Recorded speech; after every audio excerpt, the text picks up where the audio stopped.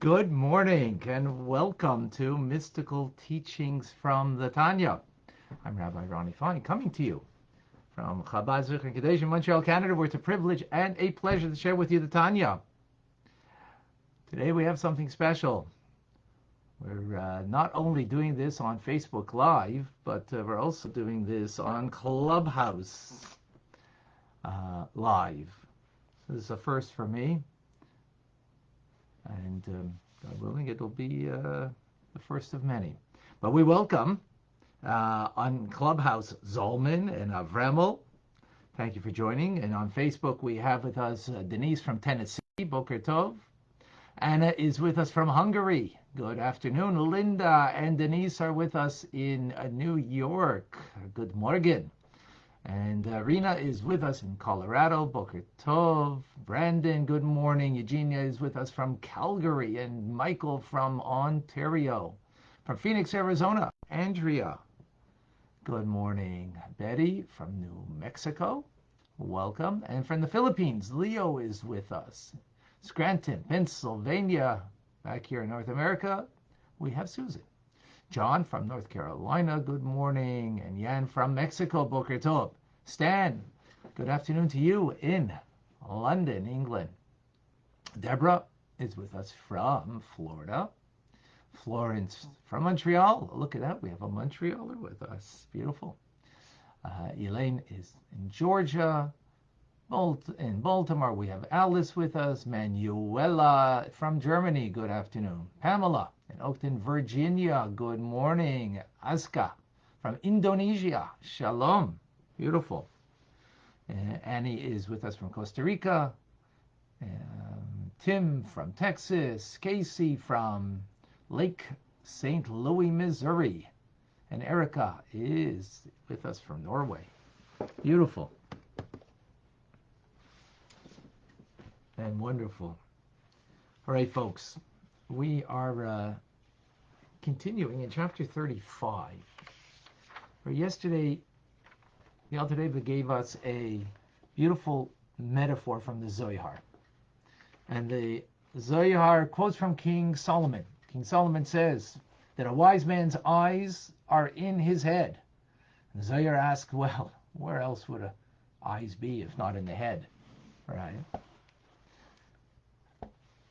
So the Zohar continues, says that a man shouldn't walk 4 cubits, 6 feet without their head covered. Why? Because the Shekhinah, the divine presence of God, is over upon their head. Therefore, every wise individual, not every wise man, because we're talking about a head covering over here, will have their eyes. Where do your eyes go? Where your interest is. So the eyes here is for a metaphor to understand your interest, your concern is where your eyes go, should be that the Shekhinah, that the light of God should always be enveloping you, upon you, over you. And how do you do that? Well, you have, in order to create a light, you need a wick and you need fuel, oil, in this instance, for the metaphor. The wick is the body. The wick is a conduit. The body is a conduit in order to have the light of God. And what is that light? The Zohar says, Maisim Tovim, good deeds, mitzvahs. The mitzvahs that we do, that is the light that we create overhead. And therefore a wise person should be concerned to make sure they always have good deeds, mitzvahs, in order that the light of God should always be enveloping them, upon them, over their head. That is the metaphor.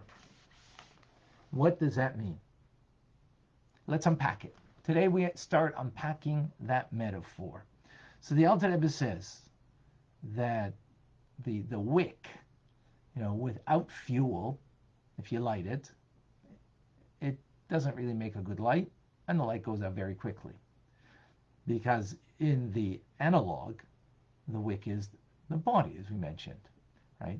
So the body is not is not capable of creating a light of God for any consistent, nice flame that it should create, right? Doesn't. Why? What does it need? It needs fuel. It needs fuel And that fuel, the oil, is what creates the light. Now the body is the conduit, so it can only be the means, but it can't be the ends. But the fuel is the end that creates a light. And remember, that light is the Shekhinah, the divine presence of God. Now, when we say the divine presence of God, what do we mean by that? It means, well, God is everywhere. There is no place that is void of God, but that doesn't mean he's present. That doesn't mean he's revealed. So when we speak about divine presence, it means that he's revealed.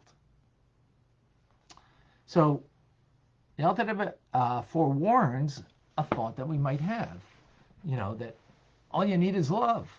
That's what Western society tells us, that with love, you have it all. But is that the case? So Alter Rebbe says, well, what greater love could there be than the love of the soul that the soul has for God? There's no other greater love. Yet, that's not sufficient. That can't serve as the fuel to create the light of God in your life. It's not capable of doing that. Why not? You would think that the light of my soul should be so powerful, that the love of my soul, that it should create such a light in my life, but it's not sufficient. Why? It's because me loving even God is still me and God, two separate entities. There's the me that's the lover, and there's the object of my love, my beloved God Almighty. And even though there's a connection that's made, but it's not a perfect unity. Even a completely righteous individual is incapable of loving God in such a manner that there is a perfect unity and oneness with God, that you're totally absorbed, and that there's no other reality but God. Because, again, there's me, the person. There's what we call Yesh Misha Ayev. There is the one, the being that is loving, and therefore the primary thing is the individual, and the others is the object of my love. And even though it's a powerful thing, it's wonderful, but you're not completely dissolved in the light of God because of a person's love. It's all the more so when it comes to love of a human being. There is the lover and then the object of love. And I mean, you think about it, in Western culture, the love that's always expressed is a love about me and the need that I have to have that the object of my love in my life. So the center of it is me, and the beloved is the object. And that's why there's a lot of unhealthy kinds of love that result from this. So although love is an important thing, and we'll speak about it later, how we have to have the love of God in our lives, and from the love of God, of course, that will lead us to the capacity to have a love for others, no doubt. But yet, this is not what creates the divine presence in our lives. This is not what creates the light that illuminates us from overhead. What is it? As we said, good deeds, mitzvahs. So why mitzvahs? What is it about a mitzvah that it is producing that light of God that will illuminate my life, that when I fulfill the mitzvah? Well, simply put, a mitzvah is the divine will of God. And when you do that, you're fulfilling the will of God. Okay, let's take it a step further. Isn't all of creation an expression of the divine will of God?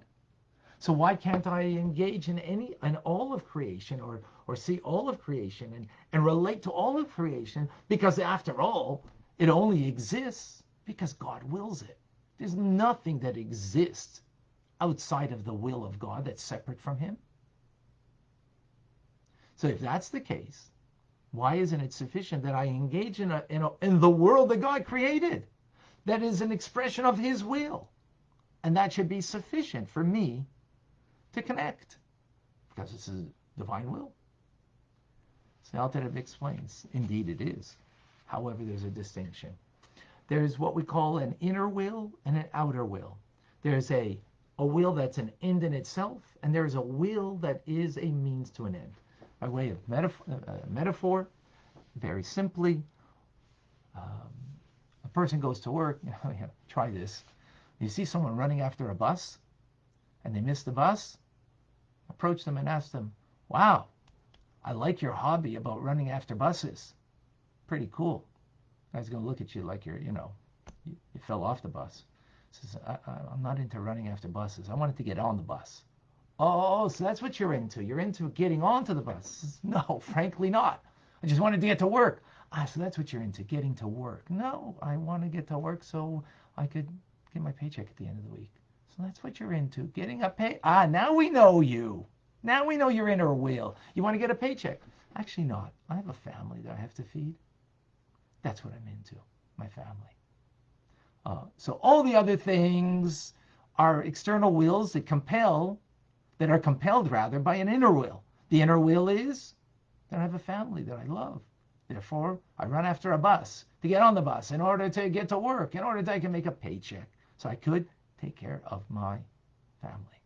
Inner will versus external will. What you really want and what that compels an external will is a means to an end to get what you ultimately want. So you know what God really wants? A mitzvah. That's what he wants. He wants me, he wants you, all of us, to engage in a mitzvah. That's his internal will. That compels an external will. You know what that is? To create a world. So we have a choice. We could connect to the running after the bus and make that what life is all about, the world around me and all the things there. And that's what I get excited about and I want to connect to, because after all, it's an expression of the will of God. But no. The Alter Rebbe says, then you will not be truly connected and absorbed in one with God.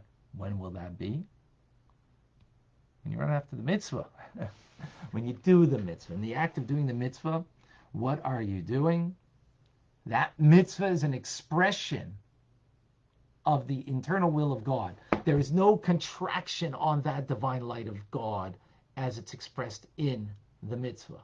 As it's expressed in the world, in the creative process of the world that is an expression of the divine will, there's an tzimtzum, a contraction of the divine light. It is very minimal, and therefore when we connect to the creation of God in the world, all we're creating, or connecting to rather, is a very limited light of God. And therefore that's not going to create the divine presence of God in our lives. But when we do a mitzvah, that mitzvah is totally bound up with one with God. It has no other identity but the will of God. The physical world has an identity of its own. You know, it's a blade of grass, it's a tree, it's an animal, has its own identity. Yes, of course, God is creating it. Why? Is it have its own identity? Because the contraction of the light of God is so much that it appears to be separate from God. Which indeed, in fact, it's not in the end, but that's the appearance of it. When it comes to a mitzvah, tefillin, tzedakah, Torah study, as we're doing right now, it's an expression of the inner will of God that doesn't have a contraction of the divine light. And therefore, when we do that mitzvah, we are bound up, absorbed in the divine light, in a perfect unity and oneness with God that cannot be achieved in any other way.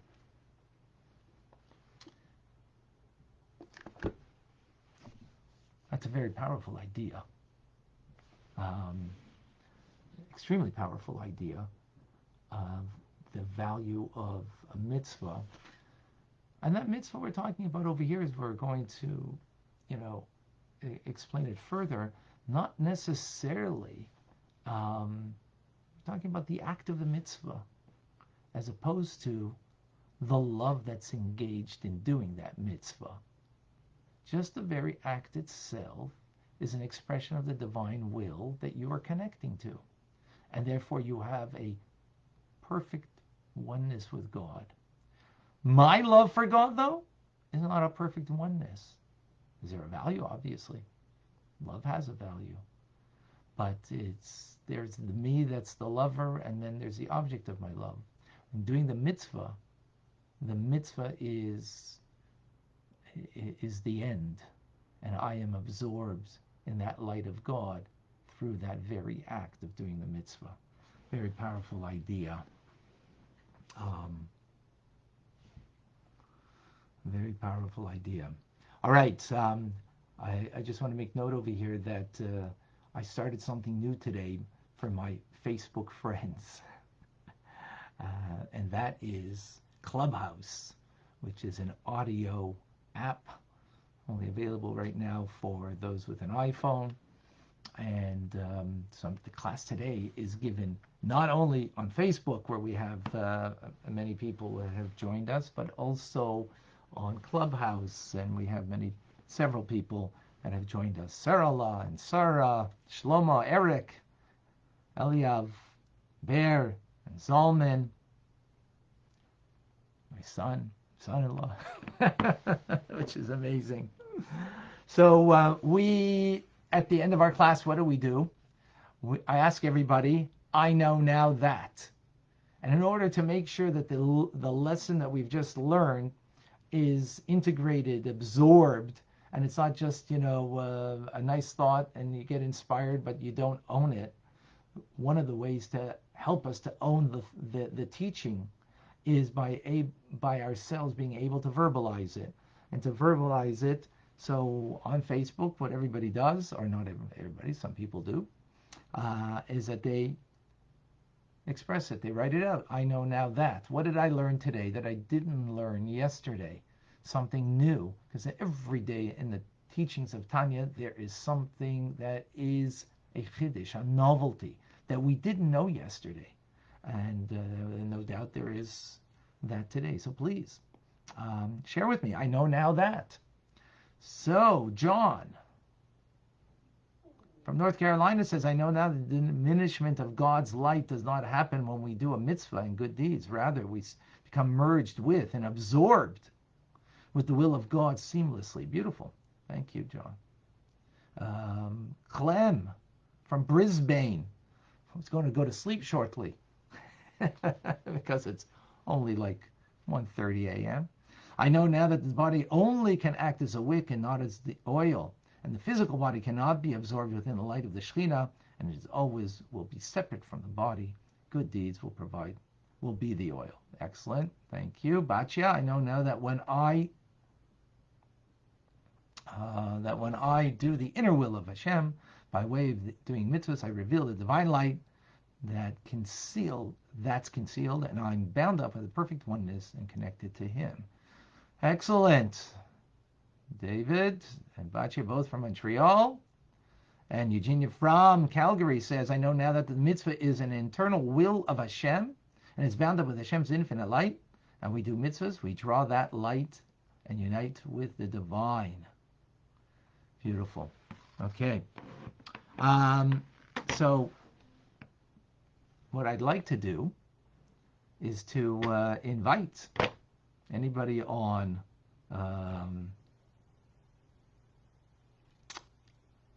Clubhouse if they would like to share something or ask something. So I don't know how this, okay. Eliav.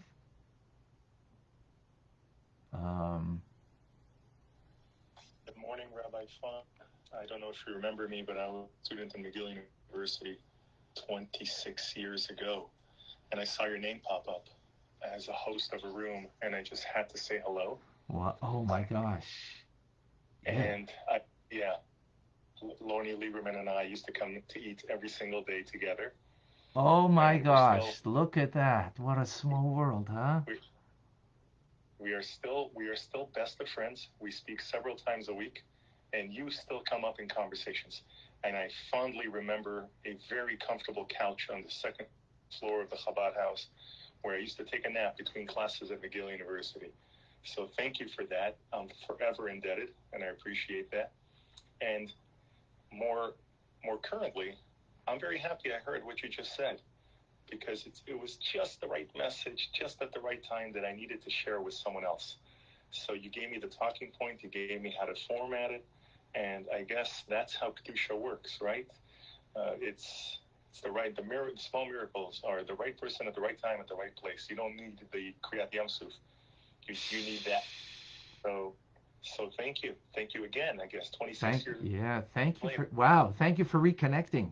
This is quite amazing, and yes, I remember so fondly, and what's beautiful is that how you continue and from all the inspiration from the past, and I'm sure from many sources and many different venues, and continue to actually to create Kriyas Yamsuf in, like you say, the simple things of life, being able to see the connections, is quite something, quite special, and to be able to see that every day the teachings of life are teaching us something and that we grow from it. Thank you for sharing that, Ilya. Wow. Well, let's stay connected. Absolutely. I will keep entering your rooms because I find them inspiring, as I did back in the day. It was a physical room then, and today it's a digital room. So the world has advanced, geography and time does its thing, but so what, right? Exactly. So what? Right, because we are connected. Absolutely. Thank you for sharing that. I think that's Sarah. I don't know if that means your hand was up, because I don't know how this works, but I think it means that you wanted to speak. Hi, Sarah. Thank you, Rabbi. I've seen your name on Chabad.org, so as soon as I joined Clubhouse this morning, I was like, oh, I have to enter this room. Thank you for your teaching and for your speech. I have a question. I did come in a little late. So is God's concealment and revealment a reality, or is it just our perspective of the reality? Excellent question. So from the creative process, our reality is that there's concealment. No doubt. That's our reality, is that I feel me. I don't, when I'm hungry, I feel my hunger pangs. I don't feel your hunger pangs or someone else's, right? By nature. Why? Because there's a concealment on the truth. There's a concealment of God that doesn't allow me to do that. The whole point ultimately is to be able to come and perceive the world not from the human condition, but from God's perspective. And from God's perspective, the neshama, the soul, allows me to be able to sense you and to sense another and to feel what their needs are. From the body's point of view, I can only feel me, but from the soul's point of view, I can be connected to another. So to reveal the soul within me, to make that the primary resource and reality in my life, is the challenge. And when I can do that, then I reveal the God particle in me, the divine within me, that allows me to connect to God, to bring that divine light into my life, and to connect to others as a result. So yes, that is the human condition, but the whole point of Jewish teachings is that we should come to to be able to perceive the world from God's perspective, and in truth that we are really bound up in one with Him, and there's no other reality. But that's the work we got to do, because that's not easy. I hope that clarified. Yeah, it did respond like partially, but let's say like, are some places in the world like actually more concealed, and therefore we shouldn't bother, like we should just move away from those places because they're unhealthy for us because they're so concealed? Or should we dig and still try to create godliness within those places? Excellent question. So klipa, which means a shell that covers over on the presence of God, right? Just like the shell covers over on the fruit, right? Which is the real thing, is the fruit that is nourishing and gives life. But there's the shell. So likewise, this world, there's the shell that covers over on the presence of God. In that, there's two types. There's a type that is got a mixture of good and bad. Then we have to engage in that part of the world and extract the good that is mixed with the bad and elevate it. But then there is a klipa that is so strong, so powerful that our engagement with it is push it away. We can't have anything to do with it. Shalosh klipas atmeas. It is, a place that a place or an event or a thing that I can't engage in it at all. Like, something that's not kosher, for example, for a Jew, is its vitality is completely concealed to such a degree that my engagement with it is push it away. I can't deal with it. Sometimes there's a toxic person that in my life, and the only way I can deal with that person is to push away because you know it's such a negative force that it's going to bring me down rather than I'm going to be able to affect them. So yes, there are places that we need to engage, and sometimes events, people, and things that we need to push away because it's not a place that we can go to and deal with. Does that answer the question, Sarah? Wow. Yes, it does. And just one more question. Like, Sure, sure. what would Go be ahead. like the first practical step to revealment? Like little by, I know you said mitzvahs, but like what would be like a more practical, So like so just like find more find personal find a practical mitzvah step? find a mitzvah that kind of speaks to you and start with that mitzvah. Some people charity speaks to them. Others it might be prayer. Another person might be Shabbos speaks to them. And start with something that speaks to you that you have more of an affinity to, and start growing with that particular mitzvah, engaging, more deeply with it and more profoundly with it. Um, and from one mitzvah it leads to another mitzvah. So that's really hard to for me to say which one. What you feel would really talks to you and that you want to start with, go there. Okay. Thank you so much. Thank you, Sarah. That was great questions. Really amazing. Anybody else? What?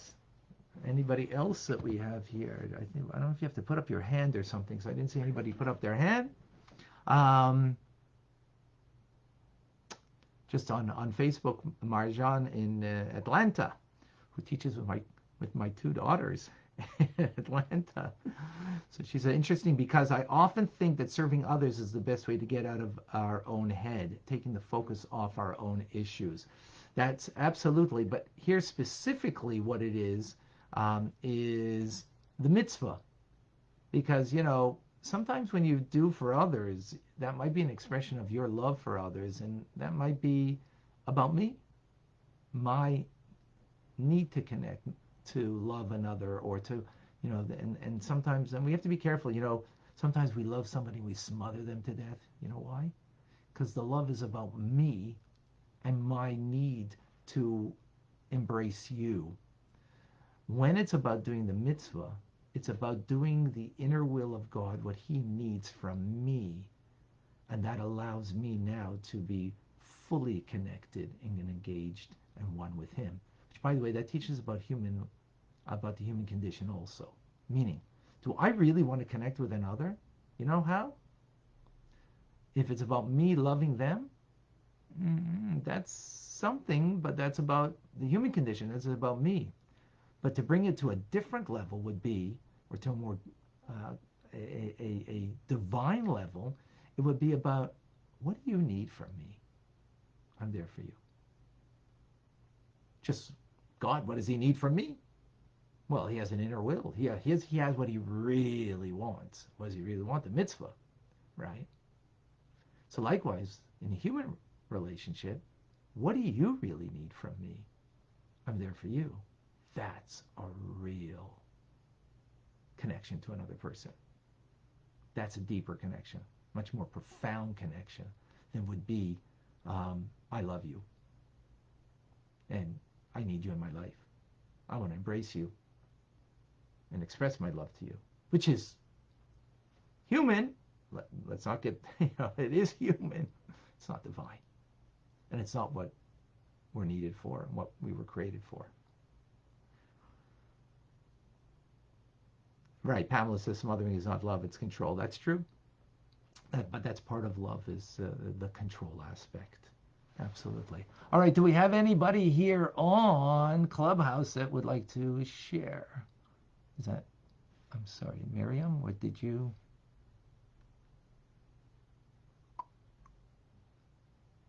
I'm not certain if that means a hand up, or I don't know what that means. I'm new. This is my first time in Clubhouse, so.